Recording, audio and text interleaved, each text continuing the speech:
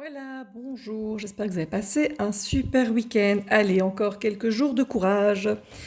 Bien, voilà la feuille pour la correction de l'exercice 4, page 296. Bon, alors je pense qu'au départ, tout allait bien, n'est-ce pas? Linéaire. On se rappelle que la pente, c'est le m qui est devant x. L'ordonnée à l'origine, c'est le p qui est tout seul. Là, il n'y en a pas, donc c'est 0. La variation, ben, ça dépend de la pente. Soit ça monte, parce qu'ici c'est positif, soit ça descend. Et le 0, on avait vu à la page précédente que c'est la formule moins p sur m. Alors après, ici, on remplace moins 0 sur 3, 0, et on calcule.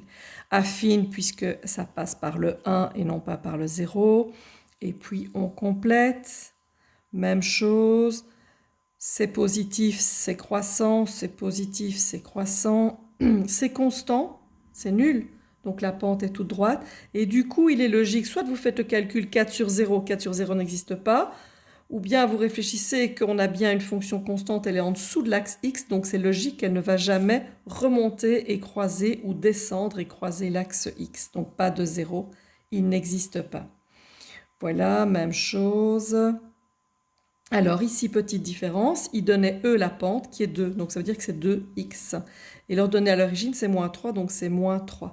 Donc voilà une fonction affine qui est donc croissante, et puis même chose, moins p sur m, donc 3 demi. À l'exercice suivant, alors ça c'est le seul où vous pouviez donner plein de réponses. Alors je sais juste que l'ordonnée à l'origine est 0, donc il n'y a rien derrière. Donc j'ai un certain nombre de x, puisqu'elle est croissante. Donc ce nombre que vous avez mis là, vous mettez ce que vous voulez, mais il doit être positif. Et ce nombre que vous avez mis là, ça doit être la pente qui est là. Et le 0, par contre, c'est 0, vu que ça passe par le 0. Dernier exercice ici. Vous aviez une ordonnée à l'origine qui était de 3 et on connaissait le 0. Avec la formule, vous pouvez faire une petite équation, hein, mais avec la formule, vous deviez savoir et retrouver que m était égal à moins 3. Que donc, si le m est moins 3, c'est décroissant, ça descend, qu'elle est affine et que c'est moins 3x plus 3. Voilà, faites un arrêt sur image et nous passons à la page 298 et 9. Voilà. Alors, 298, première question, est-ce qu'il faut conseiller à Mathieu d'acheter la voiture A? Ben, la voiture A, faux, pas vraiment. En fait, je trouve que la voiture A, sincèrement, elle n'est pas la moins chère au départ. Donc, vous voyez que si j'avance, si je tiens ma voiture 1 an, ben, la moins chère, c'est la bleue. Si je la tiens 2 ans, ben, la moins chère, c'est la bleue. Si je la tiens 3 ans, la moins chère, c'est toujours la bleue. Est-ce qu'il y a un moment où la A est la moins chère? Non, jamais. Donc c'est faux, car la voiture A n'est jamais la moins chère. Oups. Donc remarquez, faux, car la voiture A n'est jamais la moins chère.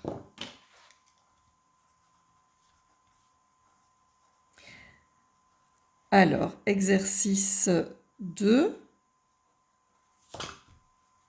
La voiture C est le meilleur choix s'il veut la garder moins de 3 ans. Mais moins de 3 ans, donc ça c'est moins, donc ici peut-être 1 an, 2 ans ou entre les deux, eh bien en effet la voiture bleue, donc la partie voiture C, est la moins chère. Donc c'est vrai, et vous marquez, donc ici car A jamais la moins chère, et ici vrai car la fonction C en dessous. Donc c'est vraiment celle qui est en dessous. Troisième exercice.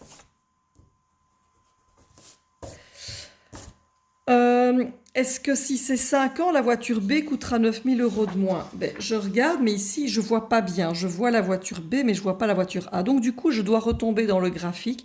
Et je vois bien qu'en 5 ans, ici, 62 000 moins 9 000, oui, c'est bien 53 000. Donc, c'est vrai, car 62 000 moins 9 000 égale 53 000. Donc là, j'ai regardé le tableau, alors que juste avant, on avait regardé le graphique. Exercice 4. La voiture B devient plus intéressante après 3 ans, 2 mois et 12 jours. Alors, je vais voir quel est le moment. Donc, je sais que la voiture C est moins chère, elle est en dessous. Et il y a un moment, la voiture B, elle est super chère au départ. Et puis, il y a un moment, qui est celui que j'ai entouré, où la voiture B devient moins chère et la voiture C devient plus chère. Même si la A est encore au-dessus, mais entre les deux. Donc, ce point-là, est-ce que ce point-là, c'est, ils disent 3 ans, 2 mois et 12 jours. Alors, je peux aligner, on est bien d'accord que Je ne sais pas exactement à quoi ça correspond. Pour savoir exactement à quoi ça correspond, ce point-là est un point où l'orange est égal au bleu. Donc c'est un point où B est égal à C. B, c'était 13 000 plus x fois 8 000. Donc à la place de B, j'écris 13 000 plus x fois 8 000. Le C, c'était x fois 12 000. Donc le C, c'était x fois 12 000. Je me retrouve avec une équation normale. Donc j'ai 8000x à gauche, je les mets à droite en faisant moins, et 12000x moins 8000x, ou j'ai un zéro de trop, ce qui fait bien 4000x. Et il reste que 13 000 à gauche. Je fais 13 000 divisé par 4 000, ce qui fait 13 quarts, qui est égal à x. Alors 13 quarts, c'est 12 quarts plus 1 quart. Je rappelle qu'ici, le x, on parle bien en années, hein, donc on est bien le temps en années sur x. Alors 12 quarts, c'est 3 ans, mais un quart d'année, c'est 4 mois. Donc ça n'est pas juste de dire 2 mois, donc c'est faux. Quelle voiture on conseillerait à Mathieu? La voiture B ou C. Alors bien entendu que cela dépend du temps qu'il va l'utiliser. Cela dépend du temps. C'est logique vu que c'est une fonction. La fonction ici, elle est bien, le coût est en fonction du temps. On a toujours ici qui dépend de l'axe x. Donc y en fonction de x. Donc cela dépend du temps. S'il ne compte pas la garder longtemps, il vaut mieux prendre la C parce qu'elle coûte pas cher au départ et pas cher jusque pendant 3 ans. Mais après 3 ans et 4 mois, il vaut mieux prendre la voiture B, même si elle a coûté plus cher au départ, mais au fur et à mesure du temps, elle coûte moins cher. Page 300. Page 300, vous devez déterminer x pour quand c'est égal, plus grand ou plus petit ou égal. Alors, vous allez faire que, je les ai entourés. Dans l'exercice 1, vous allez faire le 2 et le 6. Dans l'exercice 2, vous allez que déterminer algébriquement. Graphiquement, vous pouvez le supprimer. Le 3, vous pouvez barrer. Le 4, vous allez faire le A, B, C et vous pouvez barrer le D. Je vous explique l'exercice 1. Exercice 1, j'ai décidé de faire le premier ici. Donc, il faut déterminer petit a, quand est-ce que f est égal à g. Donc, f est ici. Donc, quel est le point d'intersection où on est à, où l'orange et le bleu. On se retrouve à x est égal à 0. Donc, détermine les valeurs de x, c'est en 0. Quand est-ce que f est au-dessus de g? Le f, c'est la bleue qui doit être au-dessus de l'orange. Alors, on se rappelle comme on faisait avec les fonctions. Est-ce qu'au début, la bleue est au-dessus? Non, non, non. Paf, elle passe au-dessus.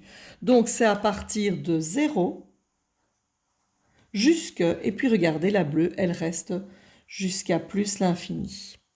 Quand est-ce que la bleue est en dessous de l'orange? La bleue est en dessous de l'orange dès le départ, donc à partir de moins l'infini, jusqu'au 0. Et le 0 compris, vu qu'on a bien pris ou égal. Même chose pour l'exercice 4 en dessous. Pour l'exercice 4 en dessous, pour trouver le point d'intersection, il faut trouver quand est-ce que f est égal à g. Pour ça, vous écrivez, comme j'avais écrit pour l'équation pour les voitures, vous marquez f, 3x moins 1, qui est égal à g, donc moins 5. On peut faire ensuite une petite équation. Vous avez donc moins 1 que je passe de l'autre côté en faisant plus 1. Ça fait moins 4. Je divise par 3, ce qui fait moins 4 tiers. Donc, quand est-ce que ce sera égal? Eh bien, en moins 4 tiers. Quand est-ce que la F sera au-dessus? On voit que la droite F est une qui monte, ça c'est F, et G est une droite constante. Donc, si je regarde au début, est-ce que F est au-dessus? Non, F est au-dessus après. Donc, à partir de... Donc, ça, c'était le A. Donc, le B. Donc, c'est de moins 4 tiers jusque plus l'infini. Et petit c, quand est-ce que F est en dessous? Au début, de moins l'infini jusqu'à moins 4 tiers. De moins l'infini jusqu'à moins 4 tiers que je prends. Exercice 2. Déterminer algébriquement le point d'intersection. Le point d'intersection, c'est donc le point où f est égal à g. Donc que algébriquement, donc il y a une intersection si f de x égale g de x. On complète, ça devient 3x moins 1 égale 2x plus 1. Petite équation, 2x à gauche, moins 2x, il reste x, moins 1 à droite, plus 1, 1 plus 1, 2. Ben voilà, j'ai déjà terminé. X est égal à 2. Attention que cette fois-ci, on demande le point d'intersection. Et le point d'intersection, ça n'est pas uniquement x est égal à 2. Il faut que je sache combien vaut y. Ben là, vous remplacez dans l'équation que vous voulez. Soit vous remplacez à gauche, au début, hein, ça fait 3 fois 2 moins 1, ce qui fait 5. Ou bien à droite, 2 fois 2 plus 1, ça fait 5. Donc vous avez l'ordonnée qui est 5. Donc le point d'intersection est 2, 5. Exercice 4, ben là vous devez retrouver, ça vous savez déjà le faire, quelle est celle qui est où avec quelle fonction. De nouveau, même chose, les coordonnées du point d'intersection comme je viens de faire, et ici les coordonnées du point d'intersection comme je viens de faire, et vous pouvez barrer l'exercice D. Voilà, bon après-midi, à demain tout le monde.